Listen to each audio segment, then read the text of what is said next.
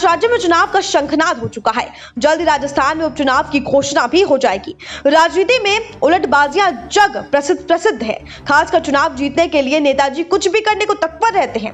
कुछ ऐसा ही हाल आजकल राजस्थान के राजनीतिक पटल में हो रहा है। एक और भाजपा में चिट्ठी बम और धार्मिक यात्रा निकालने की शोशेबाजी के बाद अब सब कुछ सामान्य दिखाने की कोशिश हो रही है, तो वहीं दूसरी ओर कांग्रेस में गहलोत पायलट के जगजाहिर विवाद के बाद भी बर्फ कुछ पिघलने लगी है।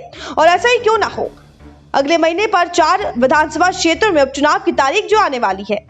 वही पहली बात भाजपा की चिट्ठी बम की विधानसभा में बजट सत्र चल रहा है। आपको बता दें, पूर्व मुख्यमंत्री वसुंधरा राजे समर्थित विधायकों की ओर से खत प्रदेश अध्यक्ष सतीश पुनिया से लेकर भाजपा अध्यक्ष जेपी नड्डा को भेजा गया। करीब 20 विधायकों के हस्ताक्षरित चिट्ठी में सदन में नहीं बोलने देने का आरोप नेता प्रतिपक्ष गुलाब चंद कटारिया और उपनेता राजेंद्र राठौर पर लगाया गया। बता दें, जिसे नेताओं ने खारिज कर दिया है। इसके उलट राज्य ग्रुप पर पार्टी लाइन से इतर जाकर धार्मिक यात्रा निकालने का आरोप है। बता दें, गुटबाजी और विरोध के स्वर आलाकमान तक पहुंचने ही थे। पहले राज्य करीब 1.5 साल बाद प्रधानमंत्री नरेंद्र मोदी से राष्ट्रीय पदाधिकारियों की बैठक के पश्चात मिले। फिर जयपुर में कोर कमेटी की बैठक में प्रदेश प्रभारी अरुण सिंह के समक्ष खेमेबाजी उभरी। सिंध ने चिट्ठी लिखने वाले प्रताप सिंह सिंधवी, यूसुफ खान, कालीचरण सर्राफ, अशोक परमानिया समेत 20 विधायकों की पीड़ा सुनी है। साथ ही दोनों पक्षों को उपचुनाव के दृष्टिकोण से एकजुट रहने के निर्देश दिए। आपको बता दें, उपचुनाव को जीतने के लिए पार्टी को एकजुटता के साथ एड़ी-चोटी का जोर लगाना होगा।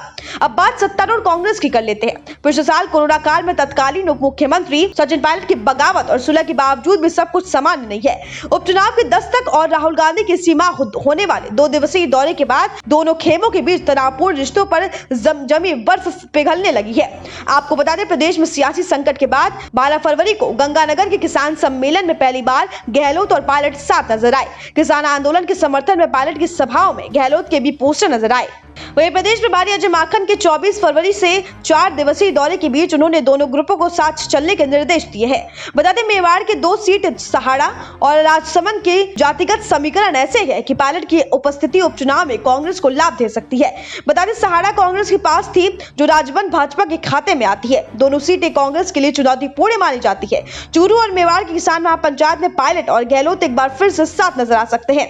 आपको बता दें, बहुमत के किनारे पर बैठे सत्तारूढ़ कांग्रेस के लिए उपचुनाव लिटमस टेस्ट होगा, जानते हैं। इसलिए उन्होंने उस बजट में इन 4 विधानसभाओं में विकास के लिए पैसा देने पर अतिरिक्त फोकस किया है। उधर भाजपा नेता भी मतभेद बुलाकर उपचुनाव को जीतने की कोशिश में लगे हुए हैं।